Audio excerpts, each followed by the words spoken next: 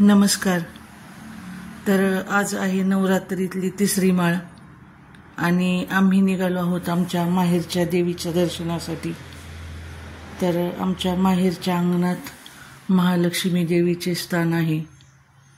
तर तिच्या दर्शनासाठी आता आम्ही बहिणी निघालेलो आहोत. तर हा आहे माझ्या माहेरचा रस्ता. खूप सुंदर असा परिसर आहे. लोणी काळभोरला मी चाललेलो आहोत. तशी हिरवीगर्द झाडी, डोंगर आणि निसर्गरम्य वातावरणात असं आमचं गाव आहे. तर आता आम्ही निघालेलो आहोत. आता आम्ही घरी आलेलो आहोत. तर हे माझ्या माहेरचं घर आहे. ही माझ्या भावाची, छोट्या भावाची मुलगी येशू. तिला खूप आनंद झाला आम्ही आलेलो पाहून.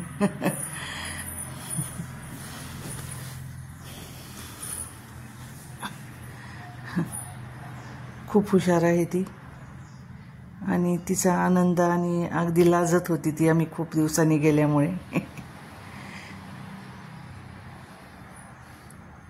इकडे आतमध्येच वहिनींची आणि येशूची गडबड चालू आहे.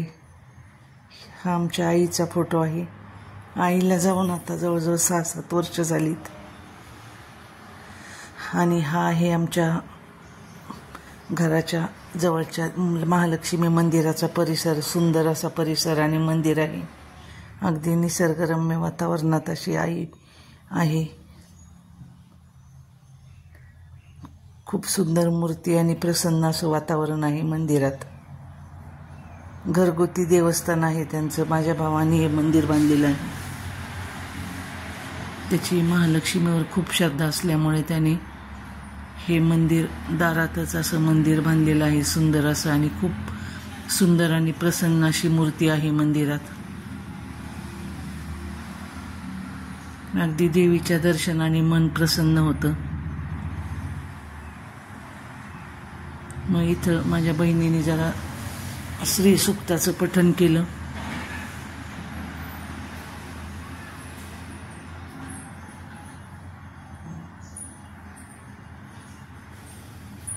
पहा किती सुंदर अशी सजावट केलेली आहे आमच्या वहिनींनी देवीची. आणि अगदी मन प्रसन्न होतं हे मंदिरात गेलं की.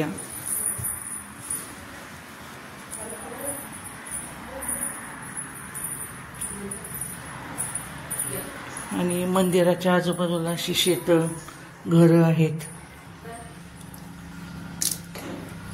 रायवाडीमध्ये आहे मंदिर हे. लोणी काळभोरच्या रायवाडीमध्ये.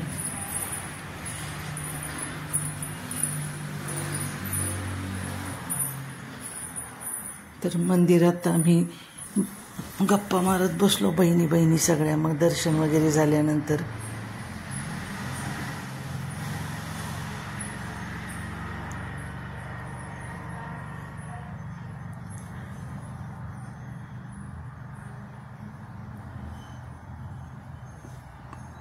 खूप प्रसन्न असं वातावरण आहे इथलं.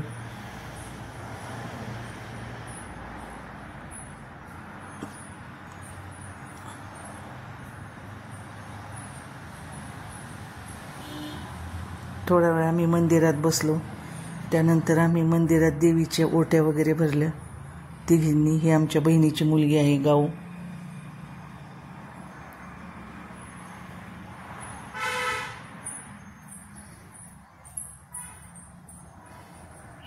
येशूचं चाललंय रांगोळी काढणं मंदिरापुढं.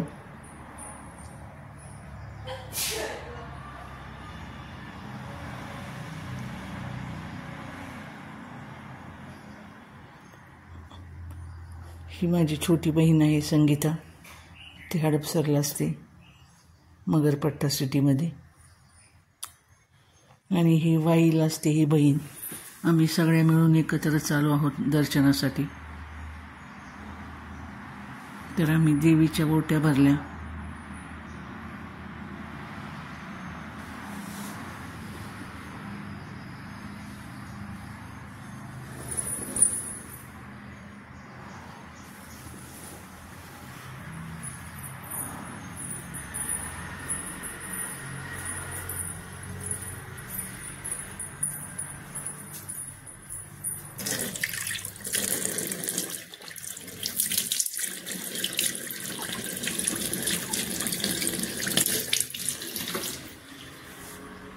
तर देवीची ओटी वगैरे भरण्याचं आमचं काम चालू आहे.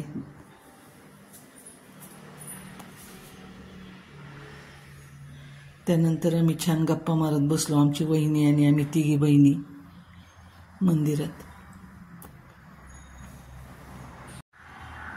2-3 महिन्यानंतर आम्ही सगळे एकत्र आल्यामुळे छान गप्पा झाल्या आमच्या.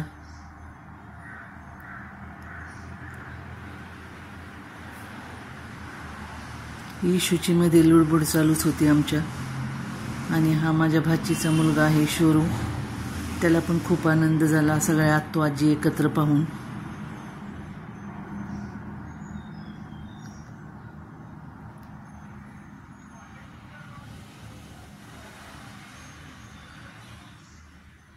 आजूबाजूला ही शेतं आहेत. ही गौरी माझी भाची, ती पण आली होती आणि आमच्या वहिनीने खूप छान असा फराळ केला होता आमच्यासाठी. उपवासाची पुरी, पापड, चटणी, त्यानंतर खीर, भेंडीची भाजी, बटाट्याची भाजी, अशी खूप छान असा मेनू केला होता उपवासाचा. तर आम्ही सगळ्या बहिणींनी मग फराळ केला.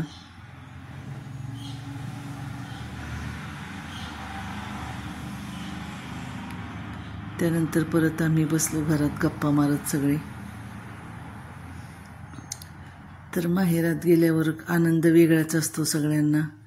माहेर म्हणजे सगळ्या स्त्रियांचा अगदी प्रिय ठिकाण असतं. तर तिथं गेल्यानंतर परत वेळेचं भानच राहत नाही. त्यानंतर आम्ही जेवण झाल्यानंतर थोडं फोटो सेशन केलं मंदिरात. छान बहिणी आणि वहिनींनी मिळून आम्ही छान फोटो काढले मंदिरात अशी. त्यानंतर आमची परतीची तयारी चालू झाली. मग वहिनींनी आमच्या तिघी पण बहिणींची साडी वगैरे देऊन ओटी भरली. ही माझी चुलती आहे जीजी. तर आमची आई नाही पण आमची जीजी आम्हाला आई समानच आहे. आणि हे माझे चुलते. तर वडिलांच्या नंतर आमच्यावर प्रेम करणारे हे असे भाऊ, वहिनी, चुलते, असं छान असं माझं माहेर आहे. चुलतीचं पण वय झालंय पण ती खूप आनंदी असते आम्ही गेलं की.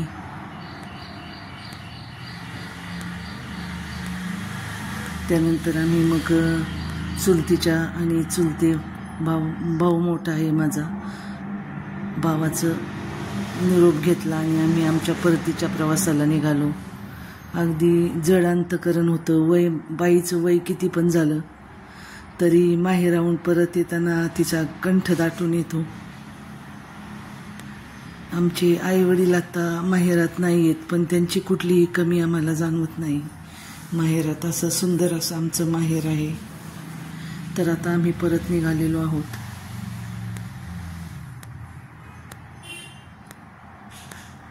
तर आजचा आमचा हा व्लॉग कसा वाटला तुम्हाला ते नक्की सांगा. आणि आमच्या चॅनलला लाईक करा, शेअर करा, सबस्क्राईब करा. तर परत भेटूया पुन्हा दुसऱ्या नवीन व्लॉगमध्ये. तोपर्यंत सगळ्यांना बाय बाय आणि सगळ्यांना नवरात्रीच्या हार्दिक शुभेच्छा. धन्यवाद.